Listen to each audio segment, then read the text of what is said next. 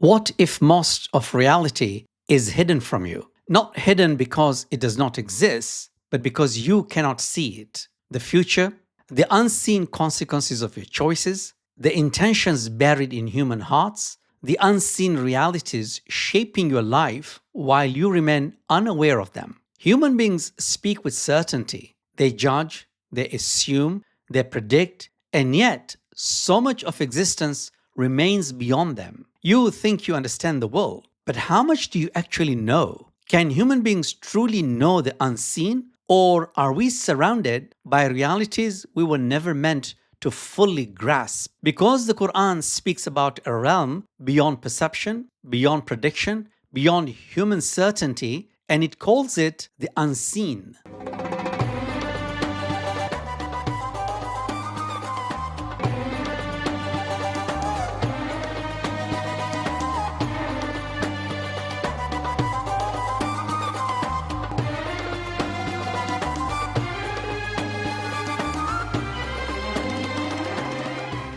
Assalamu alaikum, and welcome back to Reflection, where we explore the deeper meanings, insights, and realities revealed in the Quran. In the last episode, we spoke about self-deception, how a human being can slowly drift, justify what is wrong, and eventually lose clarity within himself. And that raises a deeper question. If human beings can deceive themselves, then how much do we actually know with certainty? Because most people live as though they fully understand reality. They trust what they see, what they experience, what they can measure and explain. But the Quran repeatedly reminds us that existence is far greater than what human perception can grasp. There are realities unfolding around you right now that you cannot see, consequences you do not yet recognize, wisdom hidden behind events you do not understand, and futures that remain completely beyond human reach. This is why the Quran speaks about al-ghayb,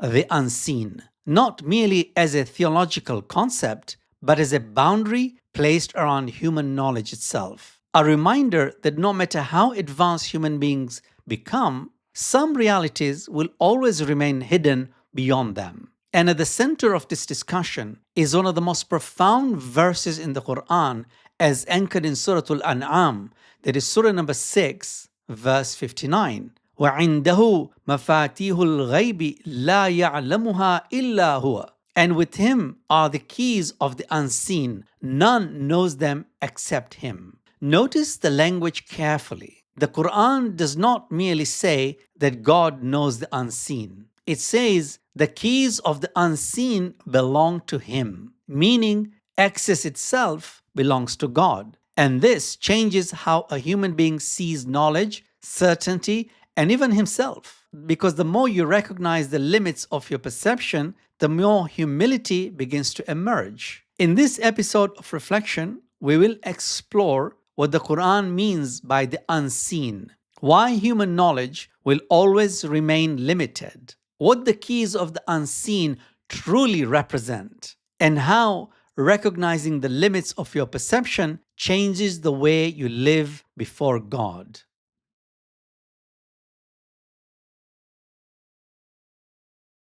The Quran does not describe reality as limited to what human beings can see. Again and again, it points beyond the visible world, beyond what can be touched, measured, predicted. And it calls this al-ghayb, the unseen. But the unseen in the Quran does not simply mean mystery. It refers to realities hidden from ordinary human perception, things that exist even if you cannot access them directly. And this is what makes the human being fragile, because we constantly live with partial knowledge while imagining we see completely. You plan your life without knowing what tomorrow contains. You judge people without knowing what exists within them. And yet, human beings still speak with enormous certainty, as though perception alone is enough to fully grasp reality. But the Quran destabilizes that confidence. It reminds you there are dimensions of existence that remain permanently beyond human reach. And this is where ʿAllāmah Ṭabāṭabāqqī makes an important distinction in al-Mizan. Not all unseen realities are the same. Some belong to what he describes as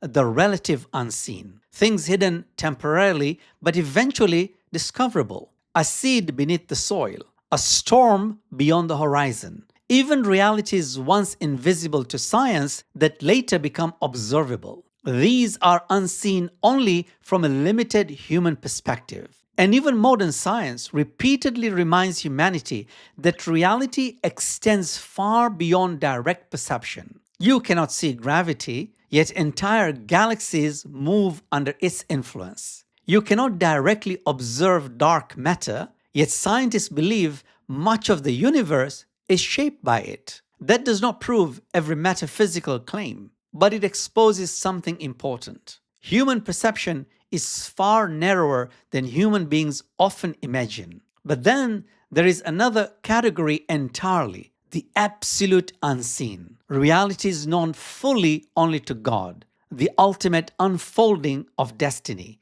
This is not unseen because human beings lack technology. It is unseen because created beings are inherently limited. And this is one of the Qur'an's most important lessons. Human knowledge will always remain partial. No matter how intelligent humanity becomes, there will always remain realities beyond human perception. Because the issue is not merely information, it is limitation itself. As anchored in Surah Al-Baqarah, there is Surah number 2, verse number 3. الَّذِينَ يُؤْمِنُونَ بِالْغَيْبِ, those who believe in the unseen. Notice, faith begins not with seeing everything, but with recognizing that not everything can be seen. Pause for a moment. How much of your life has been shaped by things you only understood much later? And how much may still be unfolding without you even realizing it?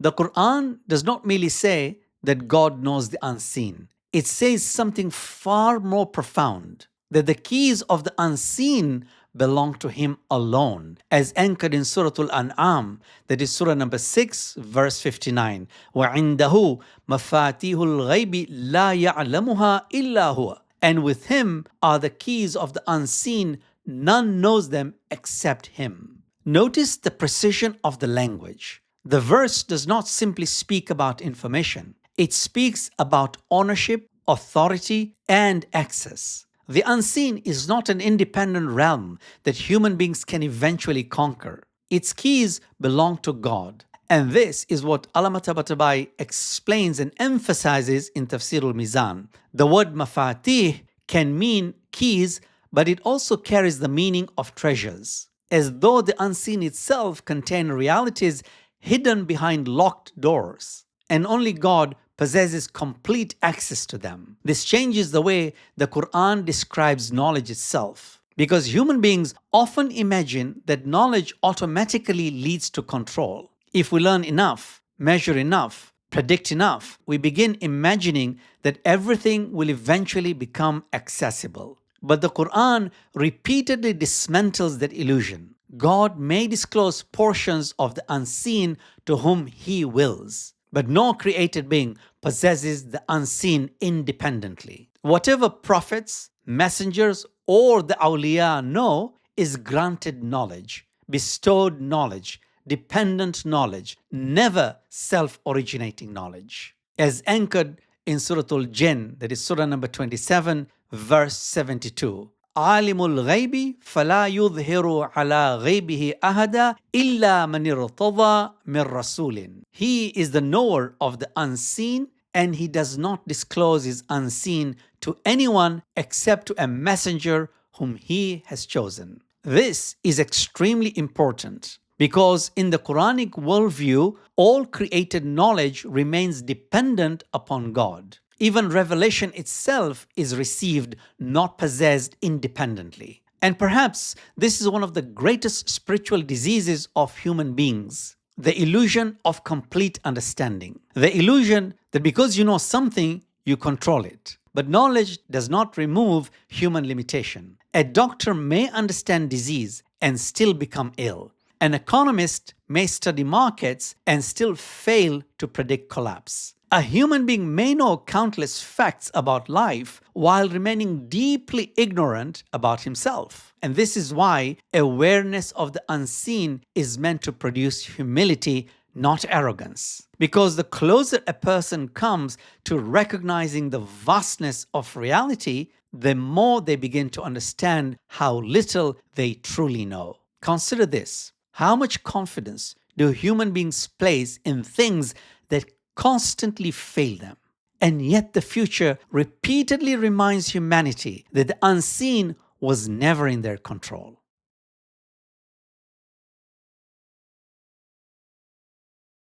After speaking about the keys of the unseen, the Quran does something remarkable. It shifts from the vastness of divine knowledge to the smallest details of existence, as though to show you God's knowledge is not only cosmic, it is intimate, precise, and immediate. As anchored in Surah Al-An'am, that is Surah number 6, verse 59. وَيَعْلَمُ مَا فِي الْبَرِّ وَالْبَحْرِ وَمَا تَسْقُطُ مِنْ وَرَقَةٍ إِلَّا يَعْلَمُهَا وَلَا حَبَّةٍ فِي ظُلُمَاتِ الْأَرْضِ وَلَا رَطْبٍ وَلَا يَابِسٍ إِلَّا فِي كِتَابٍ مُبِينٍ. And He knows whatever is in the land and the sea. Not a leaf falls except that He knows it. Not a grain in the darkness of the earth, not anything green or dry, except that it is in a clear book. Notice how the verse moves from oceans to a falling leaf, from the vastness of land and sea to a single grain hidden beneath the earth. This is not random imagery. The Quran is teaching you something about divine knowledge itself. The human beings notice what appears significant: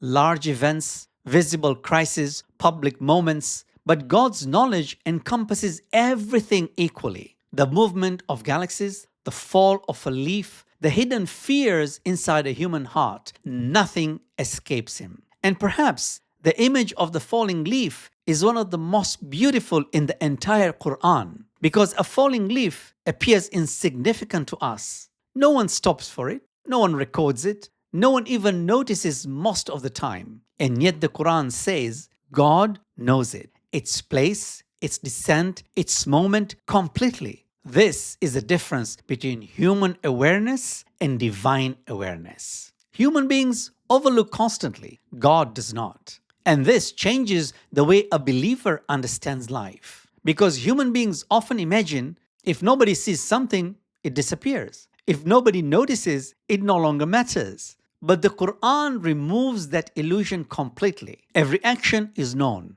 Every intention is known. Every hidden struggle is known. Even the things you cannot fully explain about yourself are already fully known to God. And strangely, there is comfort in that. Because divine knowledge is not only connected to judgment, it is also connected to perfect awareness. The loneliness nobody understands, the confusion you cannot explain, the silent struggle you carry privately, none of it is hidden from God. As Imam Musa al-Kazim is recorded to have said, إِنَّ اللَّهَ تَبَارَكَ وَتَعَالَى لَا يَخْفَى عَلَيْهِ خَافِيَةٌ. Nothing whatsoever remains hidden from God, exalted and majestic. Pause for a moment. How differently would human beings live if they truly believe that nothing about them was ever unseen?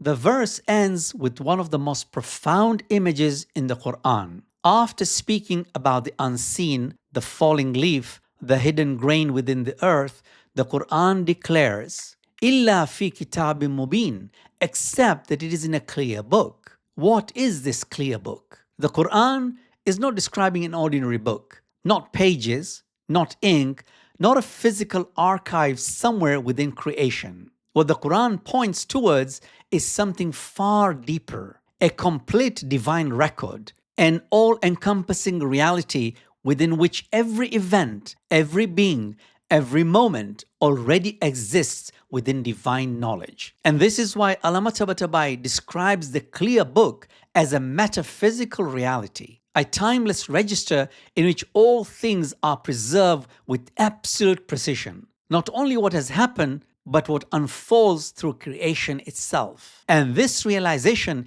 is meant to transform the way a human being sees certainty itself. Because one of the deepest illusions of modern humanity is the belief that enough information will eventually eliminate uncertainty. But uncertainty is not merely a technological problem. It is part of the human condition. No matter how much humanity advances, you still cannot fully know the consequences of every decision. You still cannot fully know the unseen realities shaping existence itself. And this is why the Qur'an repeatedly calls human beings towards humility, the recognition that your perception is real but limited. And perhaps this is why arrogance is one of the most irrational human behaviors. The human being who becomes arrogant is usually standing upon an ocean of things he does not even understand. As anchored in Surah Al-Isra, that is Surah number 17, verse 85. وَمَا أُوتِيتُم مِّنَ الْعِلْمِ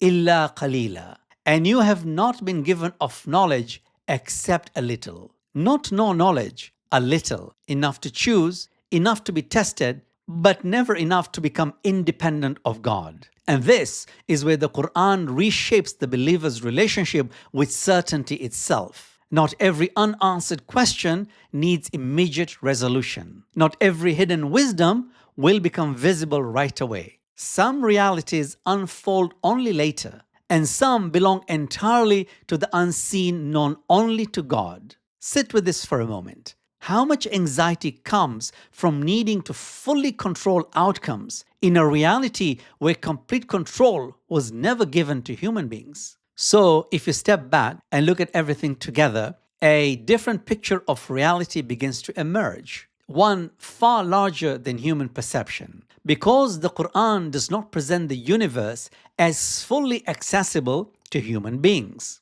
It presents existence as layered, partially visible, partially hidden. And from that, four things become very clear. Human beings do not see reality completely. What you experience is only a fragment of existence. The unseen is not the exception. It is woven into existence itself. The keys of the unseen belongs to God alone. Human knowledge remains limited, dependent, and partial. Whatever is disclosed to prophets, messengers, or the awliya is granted by God, never independent of Him. Divine knowledge is both vast and intimate. Nothing escapes God's awareness. Not public events, not hidden struggles, not even the silent movements within the human heart. Recognizing your limits should produce humility, not despair, not paralysis, humility. So this is where the Quran leaves you, not with fear of the unseen, but with awareness. Awareness that reality is far deeper than human beings often imagine. An awareness that the one who governs existence completely never loses sight of anything within it. And in the next episode, we turn to one of the most important moments in the entire Quran. The refusal of Satan, not simply why he disobeyed, but why he believed he was right. Because Shaitan did not reject the existence of God. He worshipped, he knew, he spoke directly to God, and yet he still fell. Why? That is what we'll explore next. If this reflection made you pause, then don't leave it here. Take it further. Like it, subscribe to it, and share it with someone who needs to hear it. Until next week, wassalamu alaikum wa rahmatullah.